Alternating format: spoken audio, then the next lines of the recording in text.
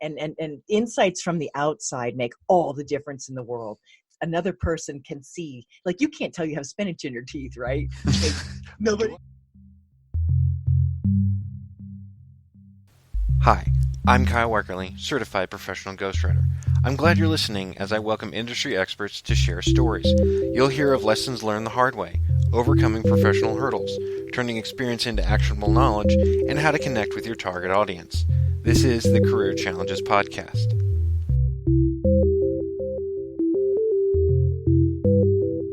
Welcome to the Career Challenges Podcast. My guest for this episode is Lonnee Rey. Lonnee Rey hosts the podcast Midlife My Ass, I'm Just Getting Started, and is currently known as one of the few podcast guest trainers in the world. Her story has also been featured on The Steve Harvey Show and on Tyra Banks. So Lonnee, thank you so much for joining me for this episode, and welcome. It's my pleasure. Thank you for having me. I'm excited, Kyle. Yes, this is going to be a lot of fun. Just reading some of the material you sent me ahead of time, it sounds like you have a library's worth of stories to share. And I'm sorry we only have about an hour to go through them, but we'll do our best. It's okay. Yeah. So podcast guest training, I guess kind of walk me through that process for you, how you approach that with somebody who wants to get better at being a guest on podcasts. And of course, how did you get started in doing that for people? Well, a long time ago, I sort of got an aha that I should have a radio show, and this was before the internet, so it really was a radio show, Yeah. And I had no idea what I was doing. Fortunately, the producer covered for me, and then I had a great co-host who was really funny, but I learned through the School of Hard Knocks what to do and what not to do as an interviewer. And then, fast forward and a number of, I've had, this is my 7th show. So I've had a lot of practice as an interviewer and then as a guest. They're very different roles. And even as a speaker, we can be ready. We command the stage. We know what we're going to say, but you put a speaker behind the microphone when there's an interviewer who can throw a curveball at you in a flash, and you've got to be ready for it. And so I wrote up a document, awkward moments and brilliant responses, what to do when you don't know what to say. And it includes, answers or questions that you need to answer in your own head, have answers ready. But it also has ways in which you can stall and kind of buy yourself some time, because it can happen. Even with all the experience I've had, Kyle, there are times when somebody throws something my way and it's just like, oh boy, hang on a second. And what that does, the reason that I'm so passionate about what I do is because first of all, I really look into what somebody's really got to offer, and insights from the outside make all the difference in the world. Another person can see, like, you can't tell you have spinach in your teeth, right? Like, nobody. Do I? I hope I don't. Like, no, you don't. Okay. But was that a curveball? Right? No. But honestly, that's what we need, is somebody from the outside telling us, showing us, helping us to curve and change and maybe alter the way that we present ourselves. But if we're thrown off, if we're nervous, your audience doesn't know that part. What it comes out as through the voice is where it really matters, because that loss of confidence makes the guest seem shady or not trustworthy. I mean, if earbuds are really good these days, and if someone has a moment's hesitation or they sound like they're memorized, responses, it's too clean. Yeah. It's not good. The authenticity is shot. And it's so sad. So I'm absolutely passionate about bringing out people's brilliance, shining a light on them and their path, and lighting the way so that they can avoid the potholes that I fell into, and then make the most of their time and effort being on shows or on stage or even in networking. And what happens is the confidence that they get in the message that they have, the story that they have to tell, it affects every part of their lives, Kyle. Their relationships improve, their income improves, their business grows. I mean, it's just like this. I had a client who got married, went on the Mississippi River, which was a lifelong dream of his. He was an extreme introvert, and it completely changed his life. So There you go. That's why I do what I do. Yeah. And so you had mentioned like stalling tactics. I'm curious too, because sometimes I'll ask a guest a question and they'll say, oh, that's a good question. And so at first I thought, well, that must mean I'm a really good interviewer, not Right. introvert, even though I am an introvert, but a really good interviewer. But then one person, I think they used it after almost every question. After every question that I asked, well, that's a good question. That's a good question. I'm like, I can't be that good. So is that really more, I guess, common stall tactic? Yeah, that's a real obvious one too. They need my document. They need a few more options. Yeah. If a person wants to bring some light and bright and energy to it, there's some kind of smart aleck remarks you can say, like "I'll never tell" or Hmm. whatever. I mean, there's ways to respond that buy you a little bit of time, or turn the question back to the interviewer, like, "Oh man, you got me. What would you do? What would you say if you were asked that?" Hmm. To just kind of keep it light and not like, "Oh God, I've just messed up." Yeah. Or Yeah. or too serious, because sometimes it's Yeah. okay to be serious. I had a guest, her episode actually just dropped today, and we talked about suicide. And so I was like, well, that's pretty serious. That's heavy stuff. I didn't want to shy away from it. But sometimes you got to talk about the heavy stuff, but also you want to be able to switch pretty easily between the light and the heavy as well. Yeah. And I suppose you help people with that as well. I do. And you know what else I love to do, Kyle? What? Is that you're like, what? What else could there Yeah, yeah, possibly yeah. be, Tell me, Tigger? tell me, tell me, tell me. I'm bouncing in my chair over here. Yeah. I love it when somebody comes to me and I say, so what are the genres or what are the markets that you feel that you can speak to? And they'll come up with a couple. Hmm. And then I'll take that and like quadruple it, because you need to have an angle if you want to have an edge. Hmm. And so figuring out the different ways in which your message can be massage crafted and represented Yeah. is a wonderful way of expanding their market opportunities to convey what they're born to say, Hmm. to multiple markets. Because a lot of times people have cross markets and not just it's not just I have a triathlete coach. And she said, well, I'll be on all the fitness shows. And I said, yep, you could be on the parenting shows too. And she said, but I'm not a parent. I said, but you were a kid. You remember what it was like to be 100 pounds overweight and be called the fat kid in school. I bet you could speak to those parents really well. Wow. Yeah, I So wouldn't have that, thought of that angle either. right, exactly. So Yeah. that's what I love to do, is create new angles so that their reach in the market is tripled at least. Awesome. So do you have that moment where, like, for example, with your triathlete coach, and you pitched her the idea for parenting, are there those moments where they look at you like, okay, we're done here? You're just pulling stuff out of thin air. How do you handle situations like that? I actually haven't had it happen, quite Oh, really? honestly. I really haven't. Huh. No, it's there might be a deer in the headlights look, but mostly it's just like, oh my God, I never thought of that. Again, that's why insights from the outside really make a world of difference. Awesome. So back to podcasting. I guess, what are your favorite moments to talk about when you've been on a podcast as a guest and also as a host? My favorite moments. I um I really like offering pithy one-liners. Hmm. And Um you're really good at that. Some of the stuff I read on your website, I'm like, wow, that's clean and it's sharp and it gets to the point. And I wish I had come up with that first. oh, thank you. Hmm. Thank you. Yeah, I really like those are zingers. Hmm. By far my favorite one to share with everybody. And I learned this from Tony Robbins, is ask the question you want the answer to, right? Hmm. I ask the question every day, how can I have more fun today than I ever thought possible? Wow. And when you ask that question, it answers itself. And you look back at the end of the day and it's like, oh, hang on, it actually worked out all by itself. It's effortless. It genuinely works. It's kind of like my mini mission, is to Hmm. share that thing so that the rest of the world can actually, I don't know, drive to work and look at a mundane day on the calendar and ask that question. And I'm telling you guys, it works. It really works. So those are some of the favorite things to share as a guest, but also as an interviewer. Hmm. Some of the harder things have been to do the tell-all stories, Hmm. and I call them campfire stories. And Yeah. they're, it is, I have overcome about 30 years of despair, and it started when I was about 8 years old when I overdosed on baby aspirin to take myself out. Wow. Yeah, so it's been a long road to find this smile Hmm. and balance out the frown lines with laugh lines.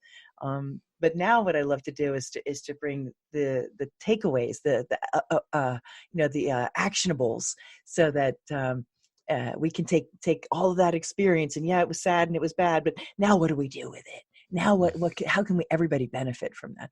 That's what the global microphone is for, in my humble opinion. Mm-hmm. That's what this is. Yeah. And I do see in a lot of stories how people will have kind of those dark moments. And it may not necessarily be suicide, it may be something else entirely. But I feel that almost everybody has that moment in their life where they can point to and say, this is my lowest. And, from that, I've come to where I am now.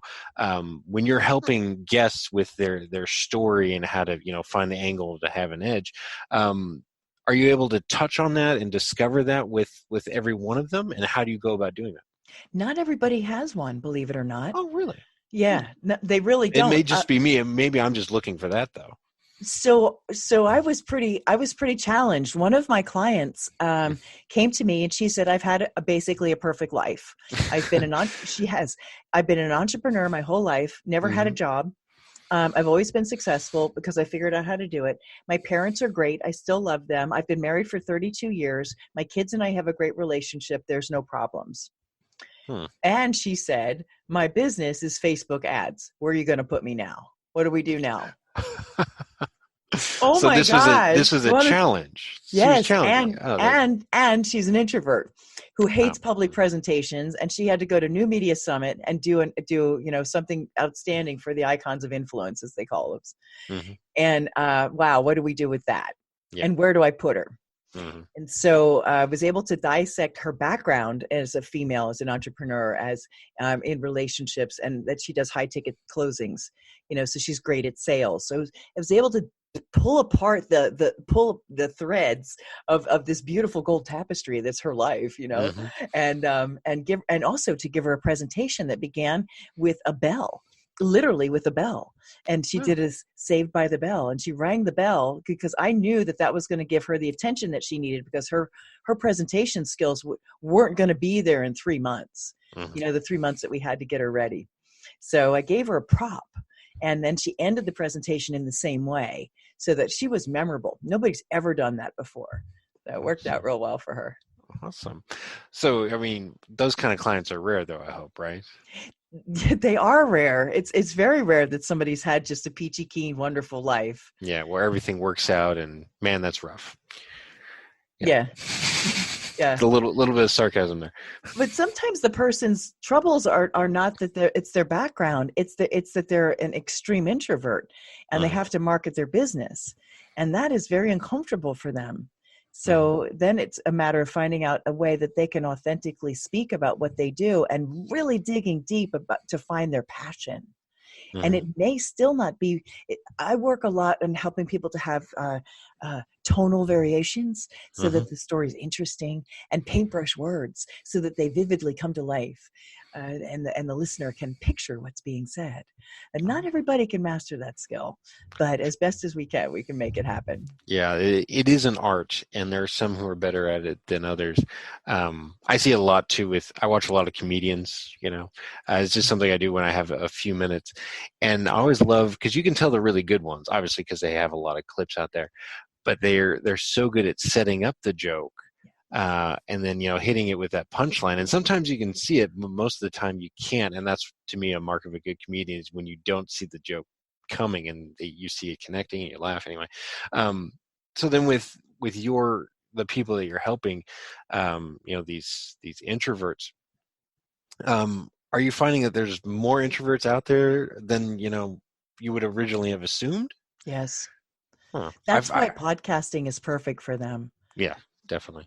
Yeah. I've had a couple podcast guests it was their first time, and they were very knowledgeable about what they were doing, but they're also so nervous. And it was like, no, you don't need to worry about it. We're just talking. That's really the setup I had with them. So then I guess, let me put that question back to you. When you come across that first time guest, what do you do to get them to relax? Honestly, I try not to have a newbie.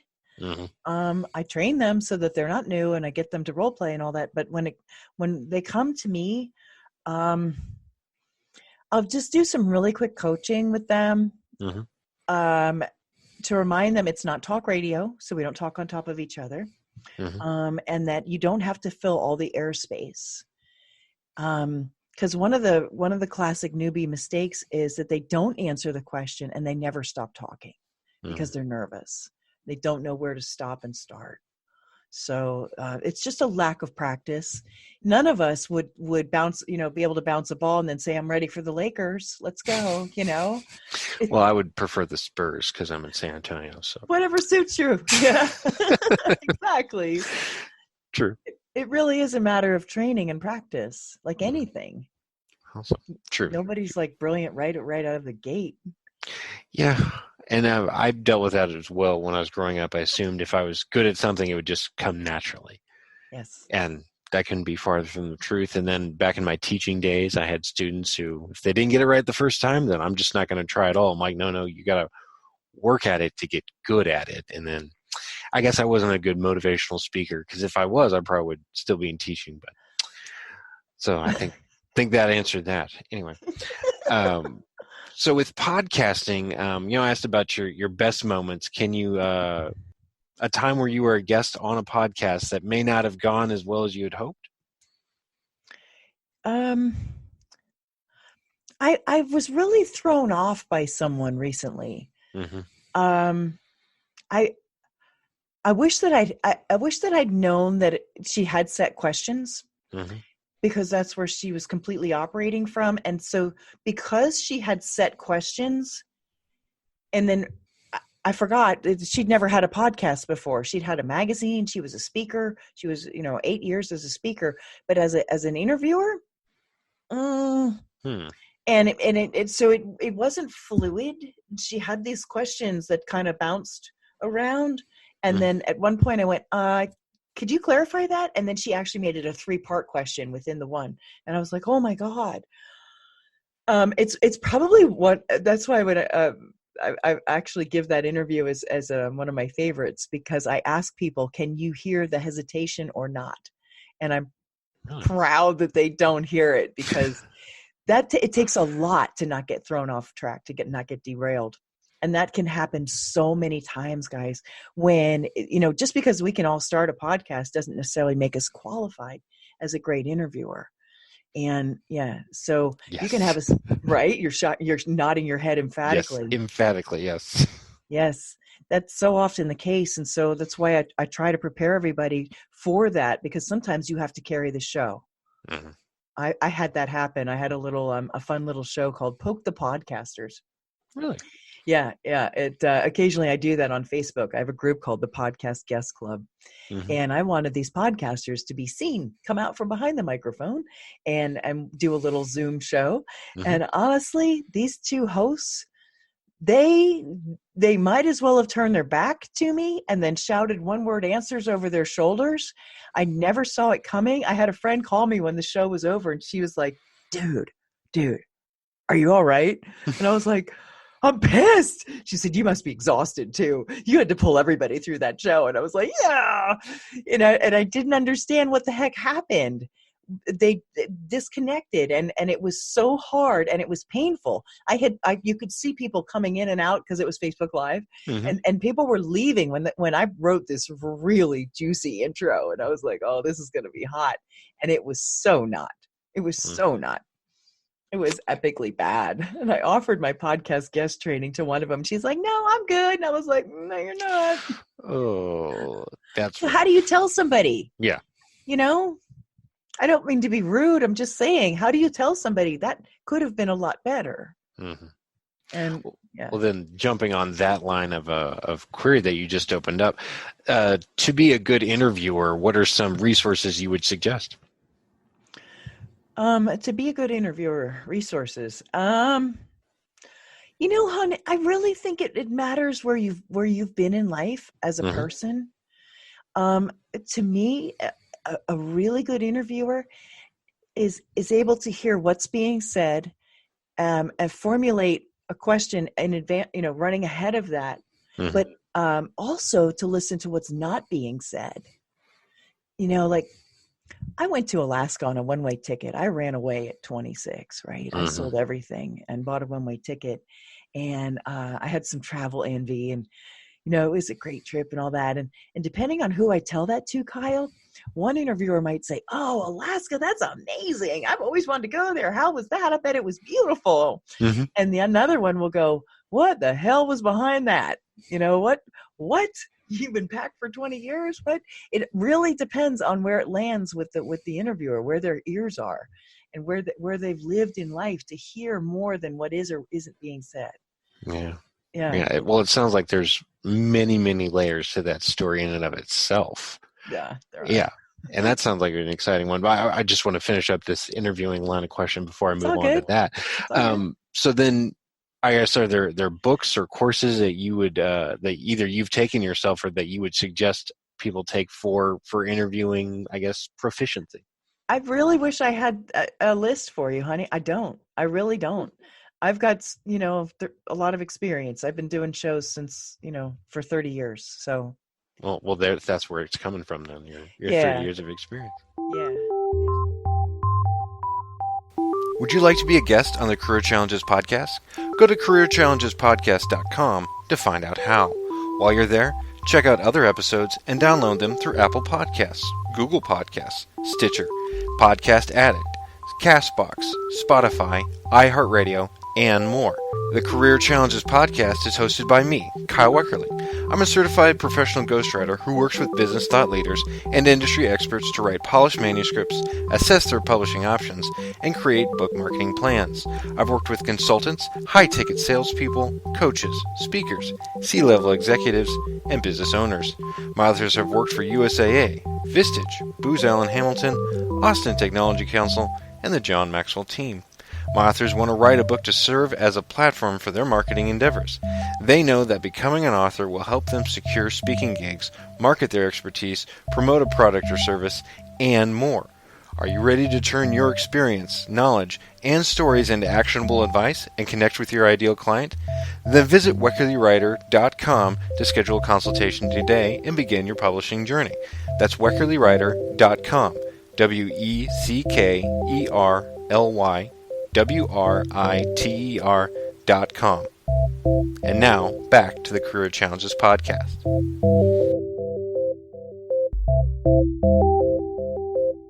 So then, of course, I wanted to ask about the Alaska trip, and then you brought it up, so we'll go there. So, why Alaska? Why Alaska? You said you were in Florida at the time, and so why Alaska? Yeah, I genuinely had travel envy. Someone else from culinary school had gotten a gig on an Alaskan cruise ship. Ever since I could remember, I'd wanted to be in the mountains, and Pippi Longstocking lifestyle was really all I ever dreamed of as a kid. Yeah. So I figured I was freshman of the year in culinary school. What the heck? I was once again being mom to my little brothers, my twin brothers. I raised them. I resented where I was. I didn't like my job. It was just all around time to go, and I ghosted. And I just figured, the heck with it. It's summertime. What better time than to see Alaska than now? So I didn't have a clue when the plane landed what I was going to do. And the message really from that trip is that it always works out anyway. It just works out. Life just works out. That's a good message to be sharing. Yeah, because life throws us a lot of curveballs, and we still keep making it. We're still fogging a mirror, Mm-hmm. So True.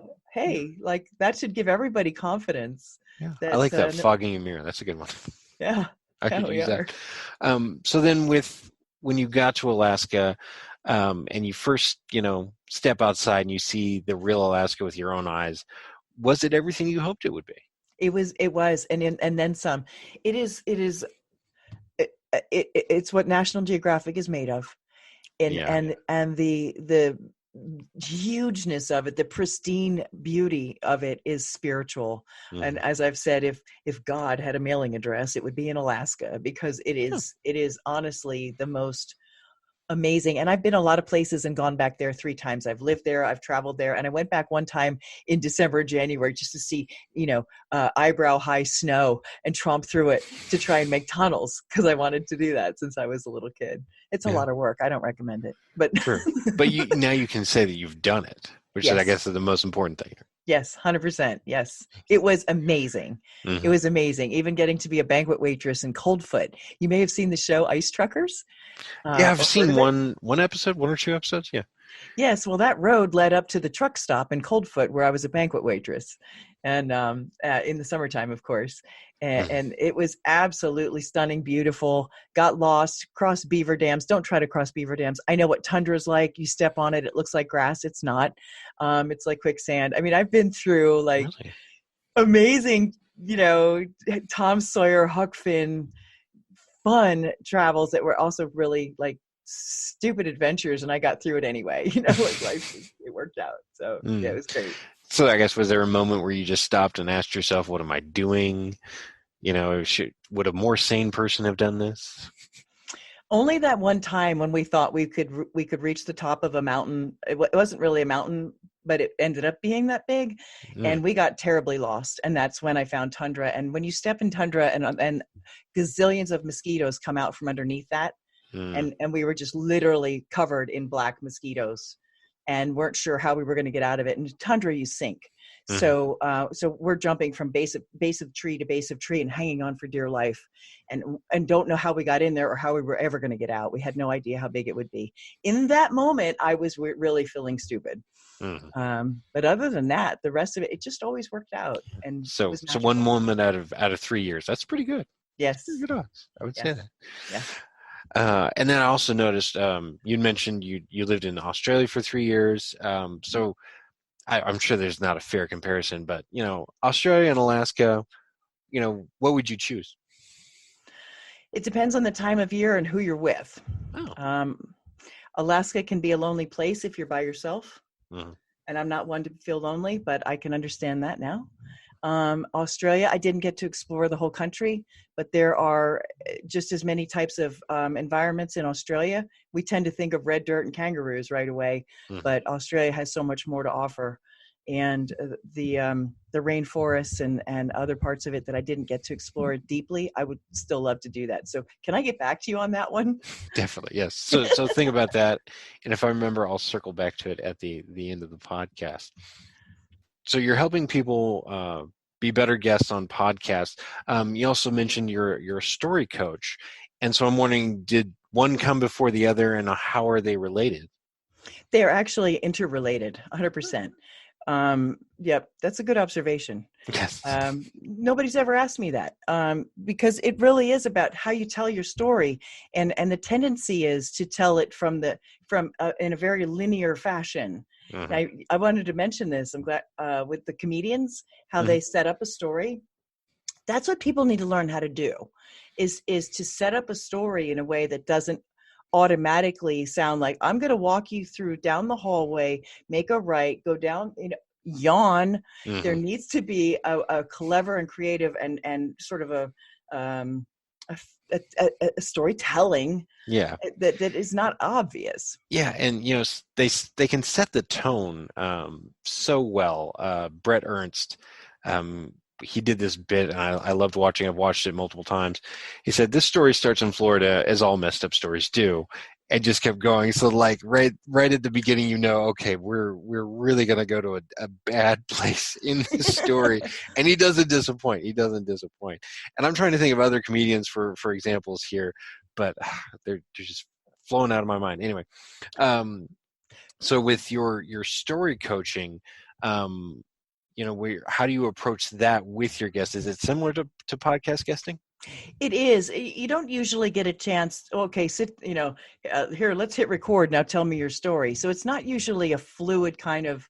Let's Mhm. have story hour, boys and girls. You know, it's not. So you have to have a way in sound bites, really, and not exactly sound bites, but pretty succinct little packages, so Mhm. that as a guest you don't dominate the show. I've seen infographics, Kyle, where the voices are the host voice and the guest voice, and Mhm. there's these lines of who spoke the most, Mhm. and it can be a real nightmare. The host can feel like, why am I even here? Mhm. Or the guests can feel that way too.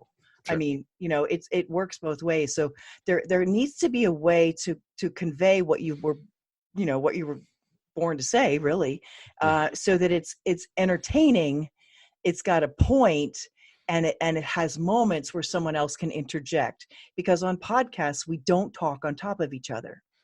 So it's a conversation indeed, but it needs to have this give and take, this flow.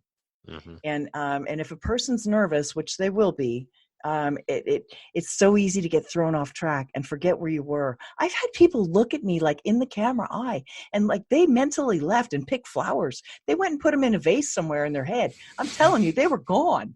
And it's just like, come back, can you come back?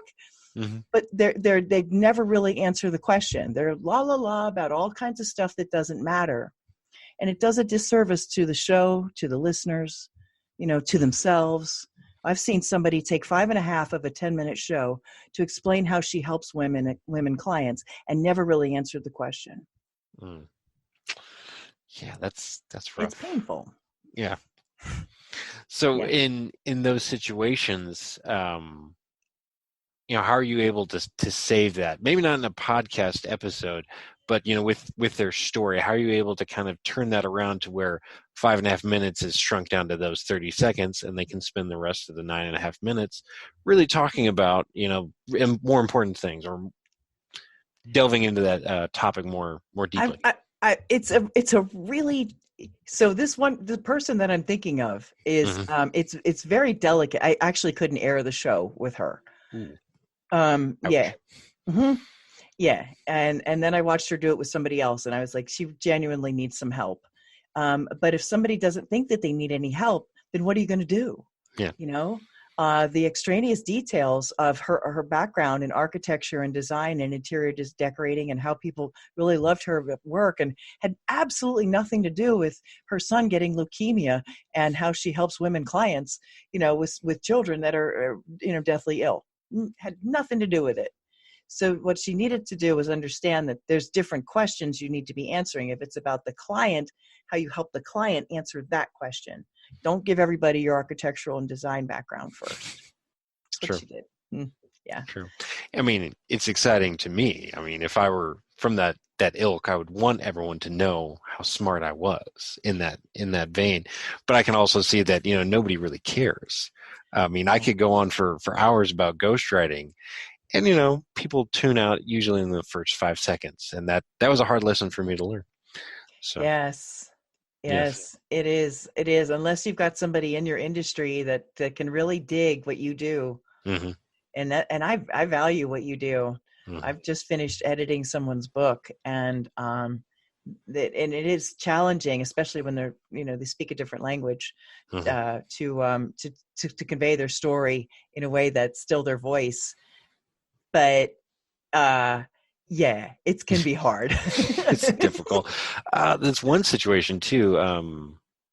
I ended up being the middleman in this transaction. I don't know how it happened. But this book kind of passed through me. Somebody needed an interior designer. I knew somebody. I just referred a name. He got the gig, and then he came back to me later. He goes, "Did you work on this?" Like, he was very kind of hesitant about it. You could hear it in his voice. Like, "I'm going to ask you a question. You may not like it, but I kind of feel I need to." I was like, "No, I haven't touched this. They just asked for a name. Yours was the first that came up, so that's how I referred it to you." And he goes, "Okay, good.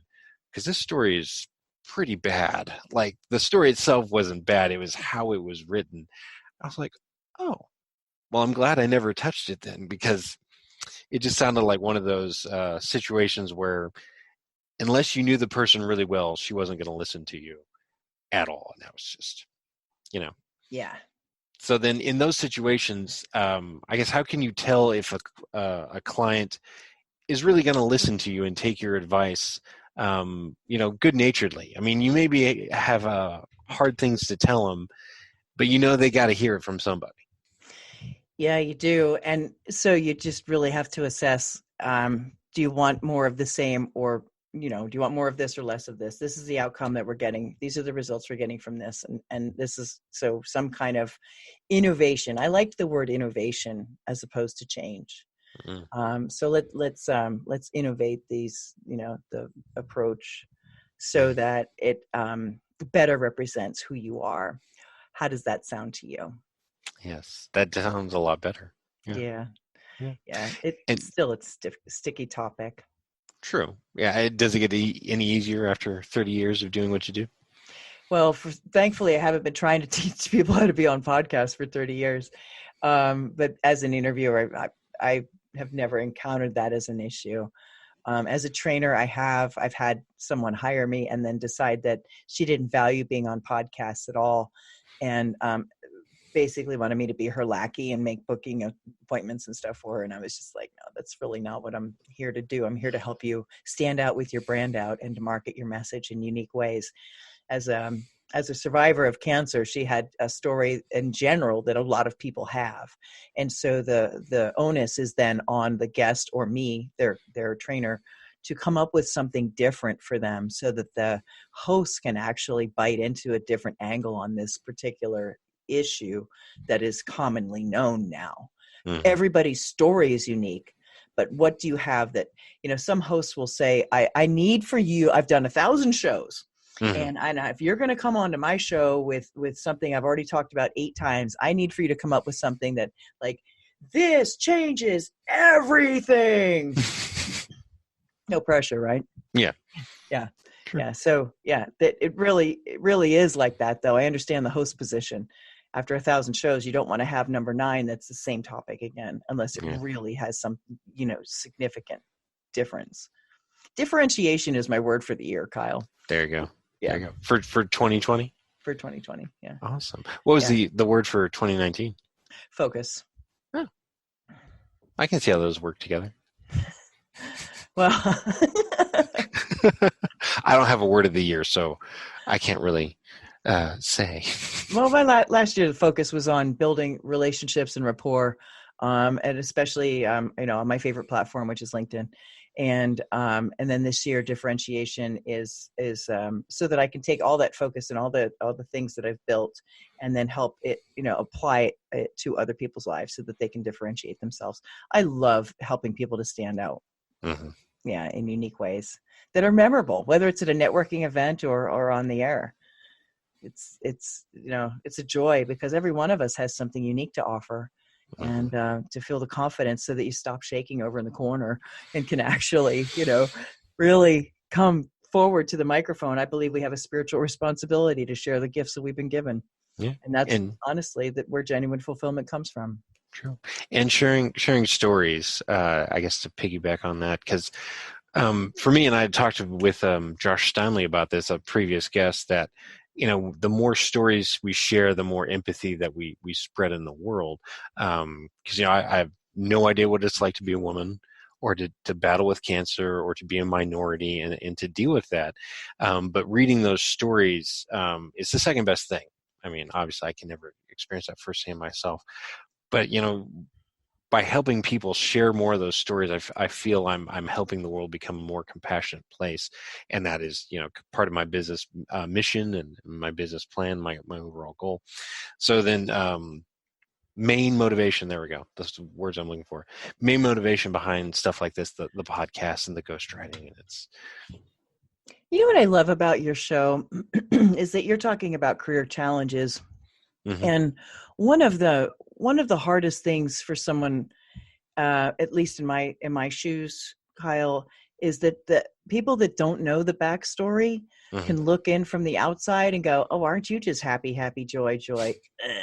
Yeah. And honestly, they have no idea the amount of despair and 30 years of absolute self-loathing and horrible, attitude that preceded all of this. And the challenge to get to this place of lighting up a room instead of sucking the air out of it has been nothing short of a miracle.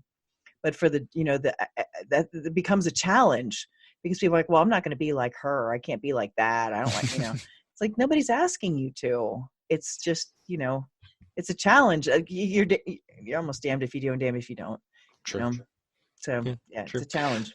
So then, in what you do, what have been, I guess, kind of those standout challenges in your mind? And you mentioned challenges, plural. So, I mean, what are one or two that really pop or come to the surface for you when you think about that word? I would say that the social media one, when that show, it was a tell-all podcast in a very deep way. I was interviewed by two hosts at once, and they really dug deep and pulled out a lot. We had a 2-hour interview that then became, condensed to one, and it was really epic. And when it launched, which, like my whole life, I felt like that moment was going to be the pivotal moment or the reason that I was born or survived anyway, to somehow help other people. When nobody responded at all, not a like, not a comment, not a share, nothing. It was crickets. And it happened to be my birthday, so it was a double ouch. Ah. I really that went makes down me on, nuts. yeah, it was rough. And I was so sad. And I thought I told myself a story that someday this will matter. All this crap I've been through, someday this will matter. And it, by all evidences, it didn't matter to anybody, anywhere, for any reason. And that was really hard.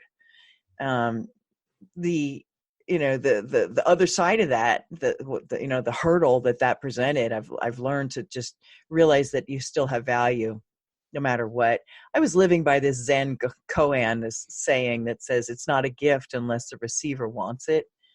And clearly nobody wanted it. And so that was another, freaking, 2x4 on, I was hitting myself on the head with.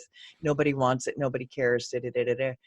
And thank God, somebody chimed in. He actually called me and he said, I can feel what you're going through. And I want you to know that even if no one responds, it's still a gift. It still has value. And it really helped calm all the tears and bring me back to ground and say, okay, it still has value, even if nobody here seems to give a hoot. And that is an extremely important lesson that I now can share with my clients and with myself later. You post something and nobody says anything, and it's, your heart's on your sleeve and they don't care.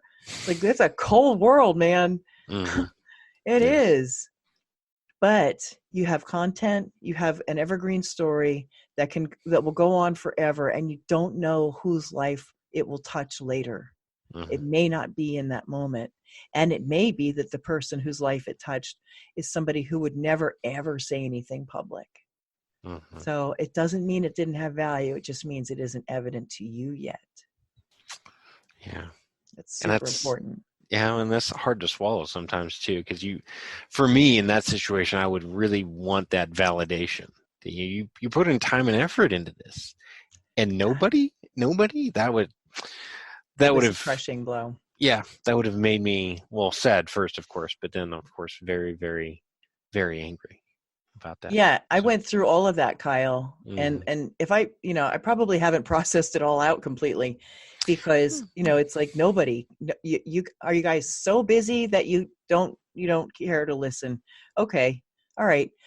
It wasn't long after that, by the way, that I changed the format. I was doing an hour-long podcast called "Bold Movers and Shakers," interviews that rock the boat, and I was telling a lot of story, pulling out a lot of story, which is I've always loved to do. And I decided to do Midlife My Ass. I'm just getting started in 11-minute shows. Boom, boom. Here we go. Done. Yep. Just because I'm trying to bring value through the guests and what I have to say in sound bites now. Because if that's where people are at, then I want to, communication is the job of the speaker. So let's do that then. So sure. I adjusted it. Yeah. So do you find that I guess the shorter podcast is being more successful now? I won't say that it's more successful. Okay. I will say that I know that it's more consumable. Sure. Yes. True. More consumable. And if somebody wants to hear my life story, then it's on, several shows already. You can go over there and you can hear that. But I'd rather do short, pithy, or little bits like we're doing, all these fun little pieces, so that it's not this whole so when I was 8 years old, I was in, Let me walk you through my life. Yeah, bit it's not a therapy blow session. By blow. Right. Yeah. So, awesome. Yeah. Awesome. All right. So before we finish up here, I just want to give you a chance to talk about what's next for you, Lonnee Rey. What's next for you, and helping podcast guests. Well, thanks, Kyle. I appreciate the opportunity to be here and to share that. I'm really genuinely passionate, excited. Podcast Guest Basics is a video training program. It's Podcast Guest Basics 101. It is the basic protocols that guests don't even know that they don't know. And the hosts are getting frustrated. I had one come to me and say, right? You're shaking your head, yes. Emphatic nod. What you speak on that? What's your experience? Well, as an interviewer, as a host, I try to make it as easy as possible for people to get on the show. That's why I send out those questions, why I have a scheduling thing all right there on my website. And yet people still don't do that. They still are like, well, get in touch with my assistant, or I'll talk, and let's talk about the show before we're on the show. And I can't do that with everybody. I would love to do that. I just can't. I don't have the bandwidth for it right now. I'm holding down a day job. I have a family. And so I just don't have the time. And I know that's probably not ideal for this. But at the same time, it's like, I'm giving you a free platform to talk about what you want to talk about. So, you kind of have to work with me here, people. I know. And then I've had people who just didn't show up. They scheduled, they signed up for a time. I cleared my schedule. I showed up. I was ready to go, and nothing. And so you try not to take that personally, but I kind of do sometimes. But I'm like, it's them being a bad professional. It's not me, and that if they want to come back on the show, I'll accommodate them, but I'm not going to, bend over backwards for them. So from my experience, having training for guests, I think was a great idea. And it will make it easier, of course, to connect and to get your message out. Yeah, 100%. Even the form that you have that, a person can fill out some information, and it has limited characters, which is fine. But because most guests don't realize that actually can become the show notes. That actually is the intro. Mm-hmm. You're writing your intro. I have one lady who's super frustrated because she's like, "Tell me about you, what you do, who you are," and the person will write speaker. That's it, speaker. It's like, really? So I've got to go do all this digging so you can be on my platform and benefit from all the marketing I'm going to do for you? Mm-hmm. Come on. Yeah. Yes. So I am very excited to share that. Of course, I hope that it parlays into some one-to-one, because I absolutely love bringing somebody to the global microphone, because what they learn from this training, Kyle, is it's not just how to be on podcasts. It's marketing, little known market. I've been in marketing and branding since 1999. Wow. So a while. Mm-hmm. So there's techniques. I used to be in promotional marketing. I used to have a promotional products company.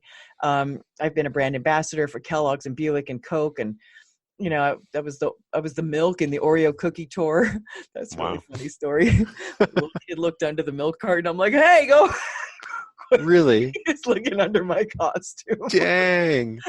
I don't think anybody can learn anything from me on that regard. But they walk away with marketing and lesser known techniques that most people will never know, and they'll have them for the rest of their lives. And the other thing that I'm super excited about this year, Kyle, is that I've had this vision to take Midlife My Ass on the road and make it a TV show. So that coming to a town near you, or Betty and Martha, come on, let's go. Let's get that bucket list done. So I have a concept for a show, and I believe it's meant to be. So, well, yes. It sounds like an awesome show. I would love to watch it. Thanks. When, not if, when it goes on the air. Or a streaming service, whatever streaming service you end up on. Thank you so much. A vision came that I was actually sitting on the sofa on the Ellen show. Could tell you what the fabric feels like, and this vision, like, have you ever burst into tears? Maybe not, from a vision that No, comes. I have, yes. You know what I'm talking about, yes, right? I So do. It happened twice. It was just like, oh my gosh, and I'm sitting across from Ellen, and hey, look, it's not a fly for fame. I've been on Steve Harvey and Tyra Banks. It's not. Mm-hmm. It's not like that. It's the TV is a really good vehicle to get your message out to a lot of people. And we're living so much longer now. So why not, make the rest of your life the best of your life? And it shouldn't take the rest of your life to do it. Here's why, here's how, let's go. Just saying. Awesome. Yeah. Well, that's inspiring as well. Thanks. Yeah. And I would love to also be on Ellen myself, but I realize what I'm doing is not exactly glamorous or drawing a lot of attention, but maybe I'll find a way. Maybe I'll find a You way. never know. I sometimes wonder if it's all already done, Kyle, and we're just kind of, slogging through it. So put your feet up on the passenger dashboard, guys, and enjoy the ride. Make it an e-ticket ride. There's every reason to believe that tomorrow will happen too. So have faith, dream big, and stay focused on the what, because the how will make itself known. True. Well, on that note, thank you so much for being on the Career Challenges podcast with me. Oh, it's been absolutely my pleasure. I'm all wired up now. I'm wired from sound. Yeah. Thank you so much for what you're doing. Continue to bring that out there to the world, because it matters that people know that we have our challenges, so that when the wind does blow, we don't get blown over. True.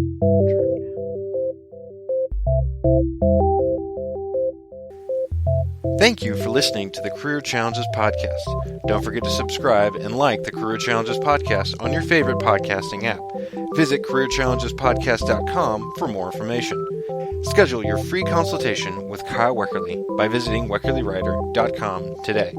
That's WECKERLYWRITER.com. Thank you.